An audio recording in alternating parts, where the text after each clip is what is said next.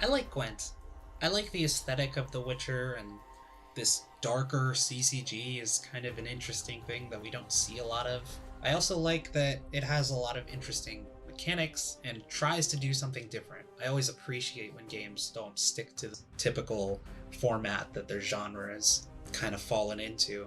So, with that being said, I do want to still criticize it as we do on the internet, and I want to go more in depth on a couple other topics eventually, but right now I'm just going to talk about ways that can be improved regarding Gwent's overall templating, format, card text, and so forth. Card text is sort of the bread and butter of card games. If you don't have it and have it consistently, it can be very hard for people to pick up the game and understand what's going on, since there's so many interlocking parts that go into it. It's also just aesthetically really important because it sells you on the fantasy that these cards are doing things. They're damaging, they're hitting, they're casting spells. So let's look at a few examples of why I think that Gwent needs to improve on this particularly. I know that it's designed in a non-English language, so I understand that my perspective is a little skewed, but at the very least, the translation should be consistent, and it's not. Let's see an example. Protoflutter, deploy, give an enemy unit bleeding 3, then boost self by the amount of bleeding on that unit. So deploy is simply trigger the ability when played, but then we're going to look at bleeding, and it's a lot. Status that damages the unit by 1 at the end of its turn. Note, bleeding turns can accumulate 1 turn of bleeding, cancels out 1 turn of vitality. Bleeding ignores armor. Oh boy. Let's not worry about all the other stuff. Just status that damages the unit by 1 at the end of its turn. So if we go by most CCG formatting, and at least MTG specifically, we would normally use bleeding X or N and substitute that number into the 1 here in this case. So bleeding 3 means I would be dealing 3 damage at the end of every turn, and it doesn't seem to go away until the status goes away. So this should be dealing 3 damage every turn, and then if turns accumulate, I guess if something has bleeding 3, then I can add on top of it like another bleeding 2, and I have now bleeding 5, which means at the end of every turn it takes 5 damage instead. Let's see an in-game example to see if I'm right. So I'm going to give the enemy unit bleeding for 2, and that means that at the end of its turn it's going to take 2 damage, and it's going to keep taking 2 damage every turn until it goes away. Huh. So I guess it took 1 damage and then removed 1 bleeding?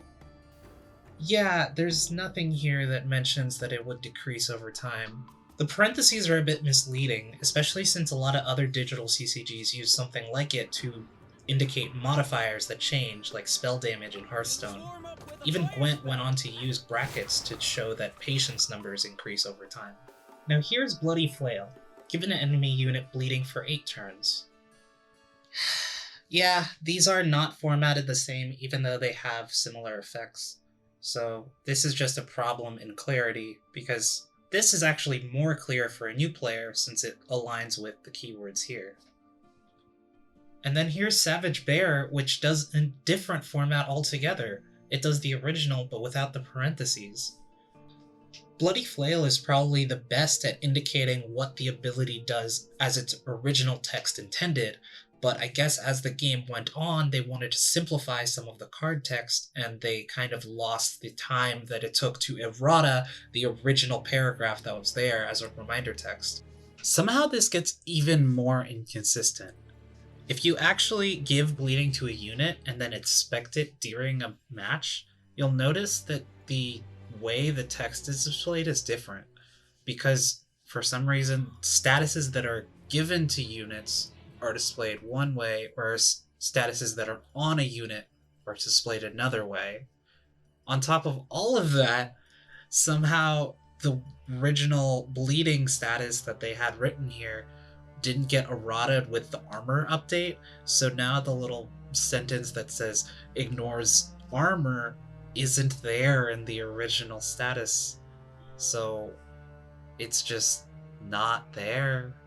So that's bleeding, but there's still lots of other issues that I'm going to talk about, and I won't be able to get to all of them. Necker, deploy, spawn a base copy of this unit and summon it to this row. Scoia'tael Neophyte, deploy, spawn a base copy of this unit on the other row. So there's two main differences between these abilities.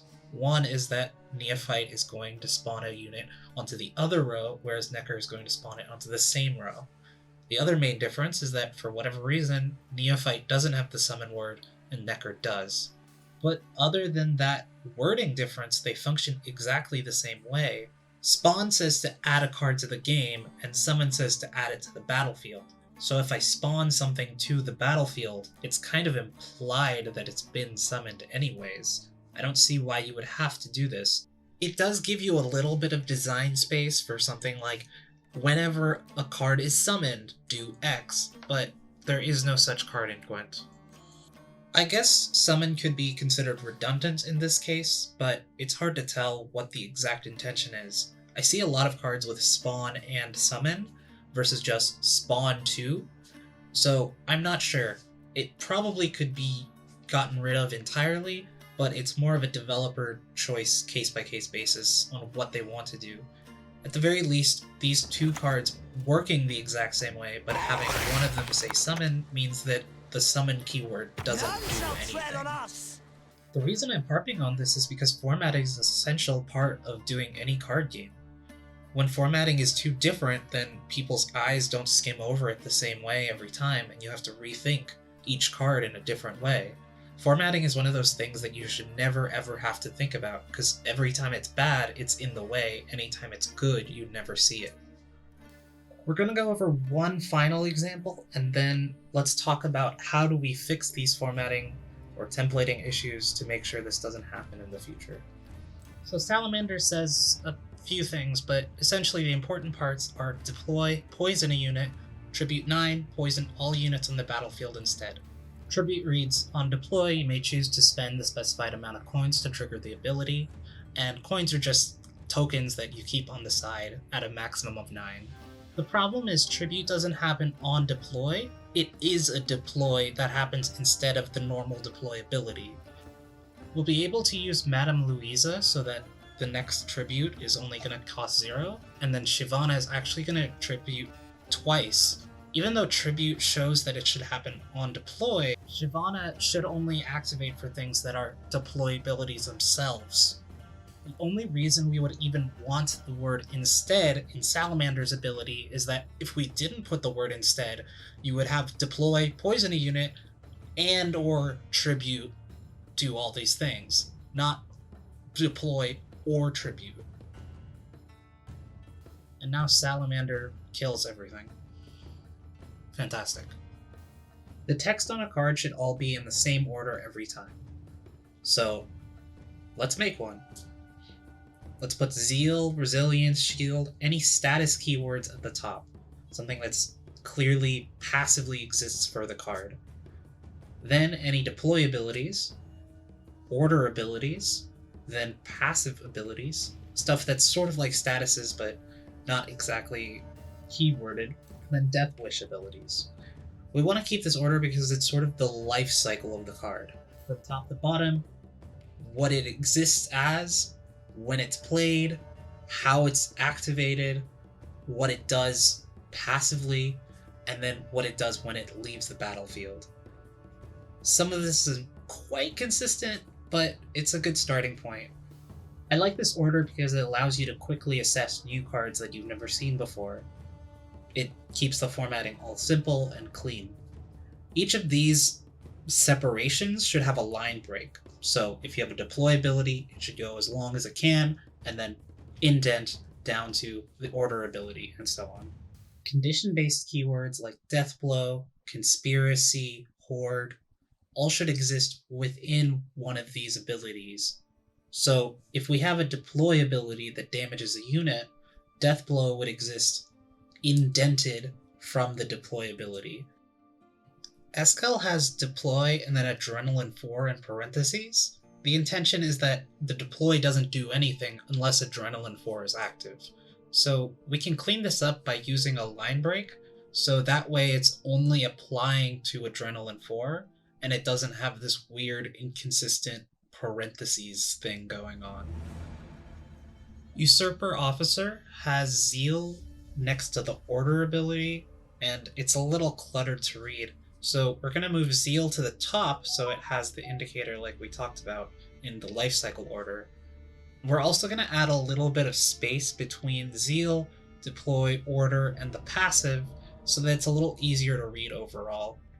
The Brute's one of those cases where Gwent stubbornly doesn't use N or X, so I'm going to use it, but it's possible to do this without the X. You would just have to say profit 1, repeat the profit for every time you've placed a bounty on an enemy unit. And I've also been able to merge the deploy ability with the passive that increases its boost. Since it's implied that if you've never killed a unit, then you wouldn't boost it by anything. The problem with Feigned Turncoat, Feigned Turncoat, the problem with Feigned Turncoat is that its passive is next to its order and its cooldown isn't next to its order. And then we also have that awkward order conspiracy like with Deploy Adrenaline. So we'll separate the order conspiracy, keep cooldown within the order, and then we're also going to reword the way the passive works, because by saying decreases the cooldown, it sounds kind of permanent. Like cooldown 2, then I make something spying, and then I can make it cooldown 1, and now for the rest of the round it's going to continue being cooldown 1, which is not how it works. So I instead made it advance 1 turn. Finally, let's go back to Salamander from earlier. We're going to make its deploy have 2 options, a Tribute 9 and a Decline. So Decline is just the deploy ability where you don't spend any of the coins. So it looks a little bit like the earlier example with Eskel. We're also going to keep the Profit X, even though in this case it's a little more clunky. I still want to keep some consistency since I made an X version earlier. I'm holding true to my words and saying that consistency is sometimes more important than every card being perfectly clear. So those are most of my thoughts regarding Gwent's card texts, what things need to be addressed, how to keep the templating consistent so that things are clear and organized. And I hope you look forward to the next video, which will be my thoughts on the balance changes of Gwent over time. Thanks for watching. Do all that subscribe and like and sharing stuffs that all them YouTubers be doing.